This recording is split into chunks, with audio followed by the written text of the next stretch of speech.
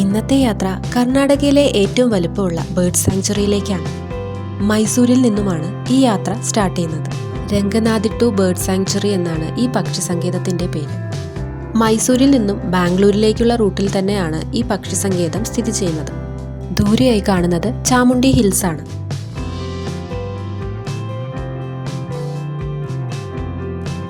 Mysore Bangalore express വേയിലൂടെയാണ് ഇപ്പോൾ പോയിക്കൊണ്ടിരിക്കുന്നത്. മൈസൂർ യാത്രകളിൽ ഞാൻ എന്നും ശ്രദ്ധിക്കാറുള്ളതാണ് ഈ വലിയ അക്വഡക്റ്റ്. ഹിസ്റ്റോറിക്കലി ഇമ്പോർട്ടൻ്റ് ആയിട്ടുള്ള ബംഗാരതൊട്ടി അക്വഡക്റ്റും മൈസൂരിനോട് ചേർന്നാണ് സ്ഥിതി ചെയ്യുന്നത്. 300 വർഷങ്ങൾ പഴക്കമുള്ളതും ഏഷ്യയിലെ ആദ്യത്തെ അക്വഡക്റ്റുകളിൽ ഒന്നുമാണ് ഈ ബംഗാരതൊട്ടി അക്വഡക്റ്റ്. മൈസൂർ യാത്രകളിൽ നമ്മൾ സ്ഥിരമായി വിസിറ്റ് ചെയ്യാറുള്ള ബൃന്ദാവൻ ഗാർഡൻസിന്റെ അതേ റൂട്ട് തന്നെയാണ് ഈ പക്ഷി സങ്കേതത്തിലേക്കും. കർണാടകയിലെ മാണ്ഡ്യ ജില്ലയിലാണ് ഈ ബേർഡ് സാങ്ച്വറി സ്ഥിതി ചെയ്യുന്നത്. മൈസൂരിൽ നിന്ന് 16 കിലോമീറ്ററും ബാംഗ്ലൂരിൽ നിന്ന് 120 കിലോമീറ്ററുമാണ് വരുന്നത്. എക്സ്പ്രസ് വേയിൽ നിന്നും ശ്രീരംഗപട്ടണ എക്സിറ്റിലൂടെയാണ് ഇറങ്ങേണ്ടത്. ശ്രീരംഗപട്ടണയിൽ നിന്നും 3 കിലോമീറ്റർ മാറിയാണ് ഈ പക്ഷി സങ്കേതം ഉള്ളത്. കാവേരി നദിയിലെ ഒരു ബേർഡ് സാങ്ച്വറി കൂടെയാണിത്. പാടങ്ങൾക്കിടയിലൂടെ കുറേ ദൂരം യാത്ര ചെയ്ത് കഴിയുമ്പോൾ ബൃന്ദാവൻ ഗാർഡൻസിലേക്കുള്ള വഴി കാണാം.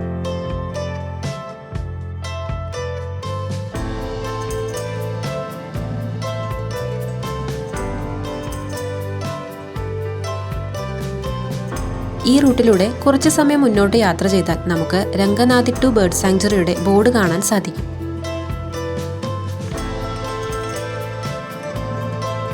ബൃന്ദാവൻ ഗാർഡൻസ് കാണാൻ വരുന്നവർക്ക് തീർച്ചയായും വിസിറ്റ് ചെയ്യാവുന്ന ഒരു സ്ഥലം തന്നെയാണ് ഈ ബേർഡ് സാങ്ച്വറി. പക്ഷേ സാധാരണ ഒരു ടൂറിസ്റ്റ് പ്ലേസ് എന്നതിനേക്കാൾ പ്രകൃതി സ്നേഹികളുടെ ഒരു പറുദീസ എന്ന് തന്നെ നമുക്കിതിനെ വിശേഷിപ്പിക്കാം. നമ്മുടെയൊക്കെ എൻജോയ്മെന്റിനേക്കാളും പക്ഷികൾക്ക് ഇമ്പോർട്ടൻസ് കൊടുത്തിട്ടുള്ള സ്ഥലങ്ങളാണ് ഈ ബേർഡ് സാങ്ച്വറികൾ. അതുകൊണ്ട് അതിൻ്റെതായൊരു റെസ്പെക്റ്റിലും രീതിയിലും തന്നെ അവിടെ ടൈം സ്പെൻഡ് ചെയ്യാൻ ശ്രമിക്കുക. കൂടുകൂട്ടുന്നതിനും ബ്രീഡിങ്ങിനും സർവൈവലിനുമായി സേഫ് ആയിട്ടുള്ള സ്പേസുകൾ പ്രൊവൈഡ് ചെയ്യുന്നത് വഴി പക്ഷികളെയും അവയുടെ ആവാസ വ്യവസ്ഥയെയും സംരക്ഷിക്കുകയാണ് ഇത്തരം ബേർഡ് സാങ്ച്വറികൾ വഴി നടപ്പാക്കുന്നത്. കാർ പാർക്കിങ്ങിന് 60 രൂപയും എൻട്രി ഫീ അഡൾട്ടിന് 75ഉം കുട്ടികൾക്ക് 25ഉം ആണ് വരുന്നത്. ഒരുപാട് കൃഷിയിടങ്ങൾക്കിടയിലായിട്ടാണ് ഈ ബേർഡ് സാങ്ച്വറി സ്ഥിതി ചെയ്യുന്നത്. ബേർഡ് സാങ്ച്വറിയുടെ കവാടം കടക്കുന്നതോടുകൂടി ഫുൾ ഗ്രീനറിയാണ്. വാഹനങ്ങൾ പാർക്ക് ചെയ്യുന്നതിനും ഇഷ്ടംപോലെ ഏരിയ ഇവിടെയുണ്ട്. ഇവിടേക്ക് വരുമ്പോൾ ആദ്യം തന്നെ നമുക്ക് കൊടുക്കേണ്ടി വരുന്നത് വെഹിക്കിൾ പാർക്കിങ്ങിന്റെ ചാർജാണ്. ടിക്കറ്റ് തരുന്ന ആള് ആദ്യം തന്നെ പറഞ്ഞിരുന്നു ഇവിടെ ഇപ്പോൾ ബോട്ടിംഗ് ഇല്ല, കാവേരിയിലെ വെള്ളം കൂടിയിരിക്കുകയാണ് എന്നൊക്കെ. അത് കേട്ടപ്പോൾ സത്യത്തിൽ വിഷമമായി. കാരണം ഇവിടെ വരികയാണെങ്കിൽ തീർച്ചയായും ചെയ്തിരിക്കേണ്ട ഒരു കാര്യമാണ് ഇവിടുത്തെ ബോട്ടിംഗ്. ഈ ബോർഡിലുള്ള പിക്ചറിൽ കാണുന്നത് പോലെ കാവേരി റിവറിൽ ഫോം ചെയ്തിട്ടുള്ള 6 ചെറിയ ഐലൻഡുകളിലും ഐലറ്റ്സുകളിലുമാണ് ബേർഡുകളുടെ മെയിൻ ഏരിയ. അതായത് ബേർഡ്സിന്റെ പ്രധാനമായിട്ടുള്ള നെസ്റ്റിംഗ് ആൻഡ് ബ്രീഡിംഗ് ഗ്രൗണ്ട്സ് ആണ് ഈ ഫോട്ടോയിൽ കാണുന്നത്. ബോട്ടിംഗ് ഉണ്ടായിരുന്നുവെങ്കിൽ ഈ ഐലൻഡ്സിന്റെ എല്ലാം തൊട്ടടുത്ത് പോയിട്ട് തന്നെ നമുക്ക് പക്ഷികളെ നിരീക്ഷിക്കാം. പിന്നെ ഇവിടെ ഉള്ളത് doctor Salim Ali information centre ആണ്. പക്ഷെ ബോട്ടിംഗ് ഇല്ലെങ്കിലും ടിക്കറ്റ് എടുത്ത് നമുക്ക് പാർക്കിനുള്ളിലൂടെ നടന്നാലും പക്ഷികളെ ചെറുതായി കാണാൻ സാധിക്കും. പാർക്കെല്ലാം അതിമനോഹരമായിട്ടാണ് അവിടെ മെയിൻറ്റെയിൻ ചെയ്തിരിക്കുന്നത്. പക്ഷികളെ നിരീക്ഷിക്കാനായി ഇവിടെ ഒരുപാട് വാച്ച് ടവറുകളുണ്ട്. നവംബർ മുതൽ മാർച്ച് വരെയാണ് ഇവിടെ വിസിറ്റ് ചെയ്യാനുള്ള ബെസ്റ്റ് ടൈം. ഈ സമയത്തായിരിക്കും ഏറ്റവും കൂടുതൽ പക്ഷികളെ നമുക്ക് ഇവിടെ കാണാൻ സാധിക്കുക. ഞങ്ങൾ ഒരു സെപ്റ്റംബർ മാസത്തിലാണ് ഇവിടെ വിസിറ്റ് ചെയ്തത്. ഈ സമയത്തെല്ലാം ഇവിടെ സാധാരണയായി ബോട്ടിംഗ് ഉണ്ടാവാറുള്ളതാണ്. പക്ഷേ ഈ വർഷത്തെ മഴ കൃഷ്ണരാജസാഗർ ഡാമിന്റെ വാട്ടർ ലെവൽ മാക്സിമം കപ്പാസിറ്റിയിൽ എത്തിച്ചു. അതുകൊണ്ട് ഡാമിൽ നിന്നുള്ള വെള്ളം തുറന്നുവിട്ടിരിക്കുകയാണ്. അങ്ങനെ കാവേരി നദിയിലെ വാട്ടർ ലെവലും കൂടിയിരിക്കുകയാണ്. അങ്ങനെ ഇക്കഴിഞ്ഞ ഓഗസ്റ്റ് മുതൽ തന്നെ ഇവിടെ ബോട്ടിംഗ് സസ്പെൻഡ് ചെയ്തിരിക്കുകയാണ്. എല്ലാം ബാക്ക് ടു നോർമലായി നവംബർ പകുതിയോടുകൂടി തന്നെ ഇവിടെ വീണ്ടും ബോട്ടിംഗ് റീസ്റ്റാർട്ട് ചെയ്യും എന്നാണ് പ്രതീക്ഷിക്കുന്നത്. അത് മാത്രമല്ല പക്ഷികളെ കാണാനായി ധാരാളം സഞ്ചാരികളും എത്തുന്ന സമയമാണ് നവംബർ. അങ്ങനെ ഞങ്ങൾ ആദ്യത്തെ വാച്ച് ടവറിലേക്ക് എത്തിയിരിക്കുകയാണ്. ഒരുപാട് ദൂരെയായിട്ടാണ് പക്ഷികളെ കാണാൻ പറ്റുന്നത്. ഇവിടെ നിൽക്കുമ്പോൾ തന്നെ പക്ഷികളുടെ ആ ഒരു കൂട്ട ബഹളം ഇങ്ങോട്ടേക്ക് കേൾക്കാൻ പറ്റുന്നുണ്ട്. കാവേരി നദിയും നിറഞ്ഞൊഴുകുന്നുണ്ട്.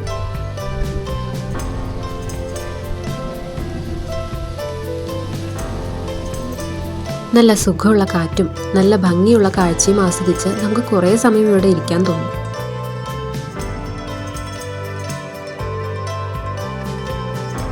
ഞങ്ങളൊരു സൺഡേ ആണ് ഇവിടെ വിസിറ്റ് ചെയ്തത്. പക്ഷെ ബോട്ടിംഗ് ഒന്നും ഇല്ലാത്തതുകൊണ്ട് അധികം തിരക്കുണ്ടായിരുന്നില്ല. എത്രമാത്രം ബ്യൂട്ടിഫുൾ ആയിട്ടുള്ള ഒരു സ്ഥലമാണിതെന്ന് പറഞ്ഞറിയിക്കാൻ പറ്റില്ല. കാവേരി നദിയോട് ചേർന്നിട്ടുള്ള ഒരു പാർക്കാണിത്. കുറേ ദൂരം മുന്നിലോട്ട് നടന്നു കഴിഞ്ഞാൽ നമുക്ക് ആ പക്ഷികളുടെ ആ ഒരു ഏരിയയിലേക്ക് എത്താം.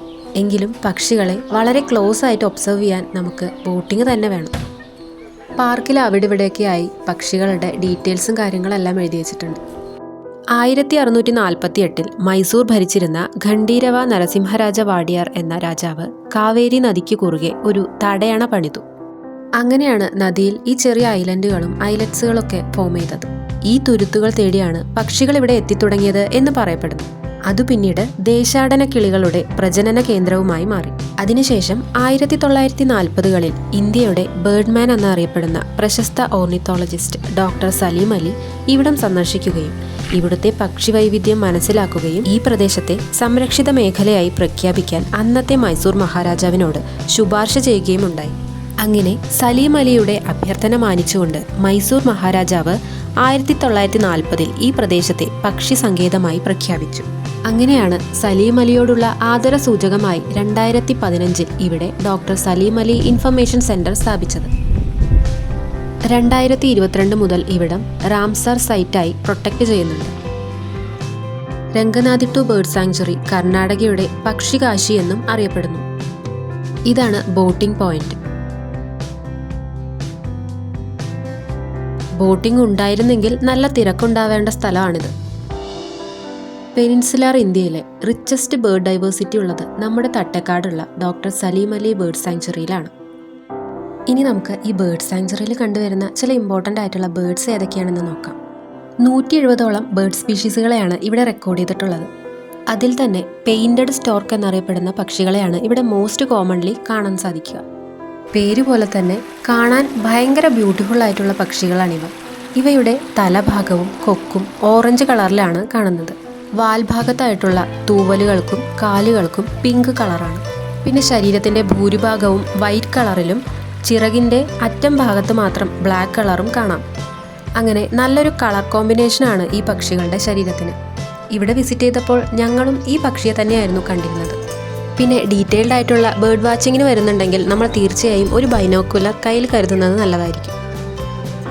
പെയിൻറ്റഡ് സ്റ്റോർക്ക് കൂടാതെ spot billed pelican, Asian open bill stork, Eurasian spoonbill, Indian cormorant, kingfishers, darter, black crowned night heron, egrets, river tern, great stone plover എന്നീ പക്ഷികളെയും നമുക്കിവിടെ കാണാം. പക്ഷികളല്ലാതെ ഒരുപാട് വവ്വാലുകളും ക്രൊക്കഡൈൽസും ഓട്ടേഴ്സും ഒക്കെ ഇവിടെയുണ്ട്. ബോട്ടിംഗ് ചെയ്യുമ്പോൾ നമുക്ക് ഈ ക്രൊക്കഡൈൽസിനെല്ലാം വളരെ അടുത്ത് കാണാൻ സാധിക്കും. മൺസൂൺ സീസൺ ആവുമ്പോൾ വെള്ളം കയറി ഐലൻഡുകളെല്ലാം ഒന്നുകൂടെ ഐസൊലേറ്റഡ് ആവുമ്പോഴാണ് ഇവരുടെ ബ്രീഡിംഗ് സീസൺ തുടങ്ങുന്നത്. ഈ സമയത്താണ് ഏഷ്യൻ ഓപ്പൺ ബിൽ സ്റ്റോർക്കിൻ്റെയും കോർമറൻസിൻ്റെ എല്ലാം എണ്ണം ധാരാളമായി ഇവിടെ കാണാൻ പറ്റുക.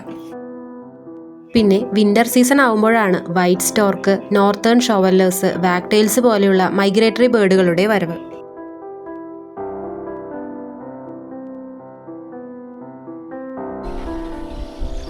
അങ്ങനെ നടന്ന് ഞങ്ങൾ വീണ്ടും ഈ ബോട്ടുകൾ പാർക്ക് ചെയ്ത ആ ഭാഗത്തേക്ക് എത്തി. ഇവിടെ നിന്ന് നോക്കുമ്പോൾ ദൂരെ നമുക്ക് പക്ഷികളെ കാണാൻ സാധിക്കും. പെട്ടെന്ന് നോക്കുമ്പോൾ കുറ്റികളെ പോലെ തോന്നുമെങ്കിലും നല്ല വലിപ്പമുള്ള പക്ഷികളാണിവ. ഈ കാണുന്നത് വൈറ്റ് സ്റ്റോർക്കുകളോ പെയിൻറ്റഡ് സ്റ്റോർക്കുകളോ ആയിരിക്കാം. ദൂരെ നിന്ന് കാണുന്നത് കൊണ്ട് അവയുടെ ആ ഒരു കളർ കോമ്പിനേഷൻ ക്ലിയർ ആയിട്ട് കാണുന്നുണ്ടായിരുന്നില്ല. ഏതായാലും ബോട്ടിംഗ് ഇല്ലാത്തത് കൊണ്ട് ആളുകളുടെ ശല്യമില്ലാതെ സ്വൈര്യവിഹാരം നടത്തുകയാണ് അവ.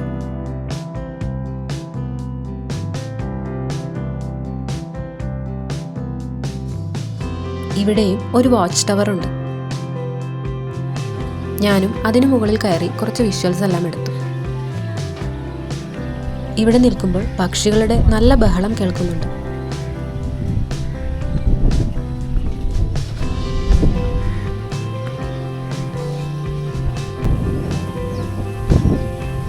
പക്ഷികളെ ഇതുപോലെ ധാരാളമായി കാണാൻ കഴിഞ്ഞുവെങ്കിലും ക്രൊക്കഡൈൽസിനെ ഒന്നും കാണാൻ പറ്റിയില്ല. ഇവിടെ ധാരാളമായിട്ടുള്ളത് മഗ്ഗർ ക്രൊക്കഡൈൽസ് ആണ്. കാവേരി നദിയുടെ തീരത്തുള്ള ഇലപൊഴിയും മരങ്ങൾ അഥവാ ഡെസിജിയസ് ട്രീസ് ആണ് ഇത്തരം മഗ്ഗർ ക്രൊക്കഡൈൽസിന് വളരാൻ ഏറ്റവും അനുകൂലമായ ഒരു സാഹചര്യം ഉണ്ടാക്കുന്നത്. 1982 IUCN റെഡ് ലിസ്റ്റിൽ ഉൾപ്പെട്ടവയാണ് ഈ മഗ്ഗർ ക്രൊക്കഡൈൽസ്. ഈ ബേർഡ് സാങ്ച്വറിക്ക് ഇന്ന് നേരിടേണ്ടി വരുന്ന പ്രധാന ത്രെട്ടുകളാണ് പൊല്യൂഷൻ, ഫ്ലഡ് എന്നിവ. പിന്നെ വിൻ്റർ സീസൺ ആകുമ്പോഴുള്ള ഇവിടുത്തെ ഹെവി ടൂറിസവും ചില സമയത്ത് ഇൻറ്റൻസീവ് ആയിട്ടുള്ള ബേർഡ് ഫോട്ടോഗ്രാഫി പോലും ഈ സാങ്ച്വറിക്ക് ഒരു ത്രെട്ടാണ്. എന്നിരുന്നാലും കാവേരി നദിയിലുള്ള പൊല്യൂഷനാണ് ഈ സാങ്ച്വറിക്ക് ഏറ്റവും വലിയ ഭീഷണി. ഏകദേശം 800 കിലോമീറ്റർ ലെങ്താണ് കാവേരി നദിക്കുള്ളത്. അതിലെ 110 കിലോമീറ്റർ മാത്രമാണ് കാവേരി വൈൽഡ് ലൈഫ് സാങ്ച്വറിയിലൂടെ നദി ഒഴുകുന്നത്. മൊത്തം നദിയുടെ ഈ ഒരു സ്ട്രെച്ച് മാത്രമാണ് ലെസ് പൊല്യൂട്ടഡ് ആയിട്ട് കൺസിഡർ ചെയ്യുന്നത്. പിന്നീട് ഈ നദി ഏറ്റവും കൂടുതൽ പൊല്യൂട്ടഡ് ആവുന്നത് അർക്കാവതി റിവറുമായി ജോയിൻ ചെയ്തതിന് ശേഷമാണ്. കർണാടക സ്റ്റേറ്റിലെ ഏറ്റവും കൂടുതൽ പൊല്യൂട്ടഡ് ആയിട്ടുള്ള നദിയാണ് ഈ അർക്കാവതി. അങ്ങനെ ഈ നദിയോട് ചേർന്ന് കുറേ ദൂരം ഞങ്ങളിങ്ങനെ നടന്നു. പിന്നെയുള്ള കാഴ്ച ഇങ്ങനെയായിരുന്നു. ഇവിടെ ഒന്നും ആരും ഉണ്ടായിരുന്നില്ല. കാടിൻ്റെ പ്രതീതിയായിരുന്നു. ഒരു നദി കാരണം എത്രമാത്രം മരങ്ങളാണ് സർവൈവ് ചെയ്യുന്നത് എന്നൊന്ന് കണ്ടു നോക്കൂ.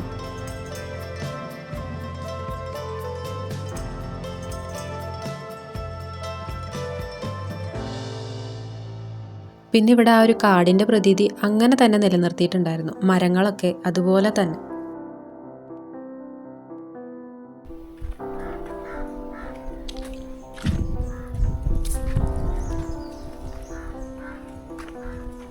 കർണാടകയിലെ തന്നെ ഏറ്റവും വലുപ്പമുള്ള ബേർഡ് സാങ്ച്വറിയാണിത്. ഇവിടെ ഫ്രണ്ടിൽ തന്നെ സലീം അലി ഇൻഫർമേഷൻ സെൻറ്റർ എന്ന് പറഞ്ഞിട്ട് ഒരു ഇത് കണ്ടിട്ടുണ്ടായിരുന്നു. ഇവിടെയൊക്കെ കൃഷിയിടങ്ങളുണ്ട്. ഇത് നെല്ലന്നല്ലേ, നെൽകൃഷി. പിന്നെ ഇങ്ങനെ നീണ്ടു കിടക്കുകയാണ് കേട്ടോ. അത്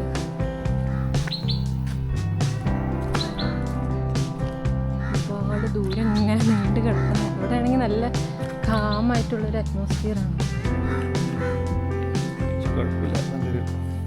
നല്ല ആംബിയൻസ്. ഇതുവരെ വരാത്തൊരു സ്ഥലമായിരുന്നു.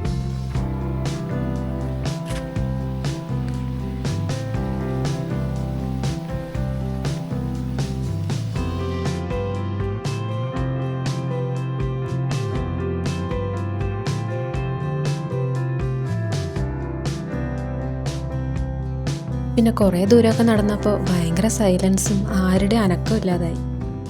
അങ്ങനെ ഞങ്ങൾ പതുക്കെ തിരിച്ചു നടക്കാൻ തുടങ്ങി. അതിൻ്റെ പ്രധാന കാരണം നല്ല വിശപ്പും തുടങ്ങിയിരുന്നു. സമയം ഇപ്പോൾ ഉച്ചയായി. തിരിച്ചുള്ള നടത്തത്തിലായിരുന്നു ഞങ്ങൾ ആ കാഴ്ച കണ്ടത്. പക്ഷികളെയൊക്കെ കുറച്ചുകൂടെ അടുത്ത് കാണാൻ സാധിച്ചു. അപ്പോഴാണ് ഈ പക്ഷികളുടെ യഥാർത്ഥ വലുപ്പം മനസ്സിലായത്. ഇവയൊക്കെ പെയിൻറ്റഡ് സ്റ്റോർക്കുകളായിരുന്നു. ശരിക്കും ഇതൊക്കെ നേരിട്ട് കാണേണ്ട കാഴ്ചകൾ തന്നെയാണ്.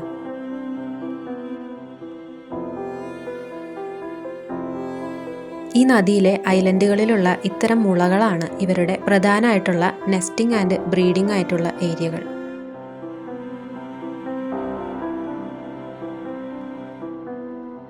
അങ്ങനെ പ്ലേ ഏരിയയുടെ ഉള്ളിലൂടെ നടന്ന് ഞങ്ങൾ പുറത്തേക്കുള്ള വഴി അന്വേഷിക്കുകയായിരുന്നു.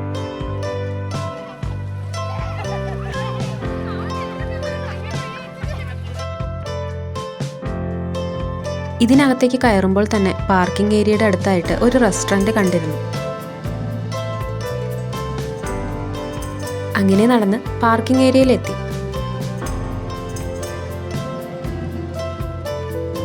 പിന്നീട് നേരെ റെസ്റ്റോറൻറ്റിലേക്കായിരുന്നു പോയത്. നടന്ന് നല്ല വിശപ്പായിരുന്നു. അത്യാവശ്യം നല്ല ടേസ്റ്റുള്ള കുഴപ്പമില്ലാത്തൊരു മീൽസ് തന്നെയായിരുന്നു ഇവിടുന്ന് ഞങ്ങൾ കഴിച്ചത്. അങ്ങനെ ലഞ്ച് കഴിഞ്ഞ് കുറച്ച് സമയം അവിടെ റെസ്റ്റ് എടുത്തതിന് ശേഷം തിരിച്ച് ബാംഗ്ലൂരിലേക്കുള്ള യാത്ര തുടർന്നു. തിരിച്ചുള്ള യാത്രയിൽ ഞങ്ങൾ ഏറ്റവും കൂടുതൽ ഡിസ്കസ് ചെയ്തത് വൃന്ദാവൻ ഗാർഡൻ ഇത്ര തവണ വിസിറ്റ് ചെയ്തിട്ടും ഇങ്ങനൊരു സ്ഥലം ഇവിടെ നമ്മൾ കണ്ടിരുന്നില്ലല്ലോ എന്നുള്ളതാണ്. ഇപ്പോഴെങ്കിലും കാണാൻ പറ്റിയല്ലോ എന്നുള്ള ഒരു സന്തോഷം. തിരിച്ചുള്ള യാത്രയുടെ തുടക്കത്തിൽ പുറത്ത് നല്ല വെയിലായിരുന്നെങ്കിലും കുറച്ചു കഴിഞ്ഞപ്പോൾ അന്തരീക്ഷത്തിൻ്റെ ഭാവമെല്ലാം മാറിത്തുടങ്ങി. പിന്നെ നല്ല മഴയായി തുടങ്ങി. മഴ തോർന്നപ്പോൾ ദൂരെയായി ഒരു ചെറിയ മഴവില്ലും തെളിഞ്ഞു വന്നു. അങ്ങനെ ഇന്നത്തെ യാത്ര അവസാനിക്കുകയാണ്. യാത്രയെക്കുറിച്ചുള്ള നിങ്ങളുടെ അഭിപ്രായങ്ങൾ കമൻറ്റ് ബോക്സിലൂടെ ഞങ്ങളെ അറിയിക്കാൻ മറക്കരുത്. പിന്നെ രംഗനാഥി ടു ബേർഡ് സാങ്ച്വറി വിസിറ്റ് ചെയ്യുന്നതിന് മുൻപ് ഇവിടെ ബോട്ടിംഗ് റീസ്റ്റാർട്ട് ചെയ്തിട്ടുണ്ടോ എന്നൊന്ന് ചെക്ക് ചെയ്യുന്നത് നല്ലതായിരിക്കും. ബേർഡ് വാച്ചേഴ്സിനും നേച്ചർ ലവേഴ്സിനും കുട്ടികൾക്കും എല്ലാം വളരെ ഇഷ്ടപ്പെടുന്ന ഒരു സ്ഥലം തന്നെയാണ് രംഗനാഥി ടു ബേർഡ് സാങ്ച്വറി. ഇനി അടുത്ത മൈസൂർ ബാംഗ്ലൂർ യാത്രകളിൽ ഈ ഒരു സ്ഥലം കൂടെ നിങ്ങളുടെ ലിസ്റ്റിൽ ഉൾപ്പെടുത്തുന്നത് നല്ലതായിരിക്കും. വീഡിയോ ഇഷ്ടപ്പെടുകയാണെങ്കിൽ ഷെയർ ചെയ്യാൻ മറക്കരുത്. മറ്റൊരു ട്രാവൽ സ്റ്റോറിയുമായി നമുക്ക് വീണ്ടും കാണാം. Thank you for watching my video.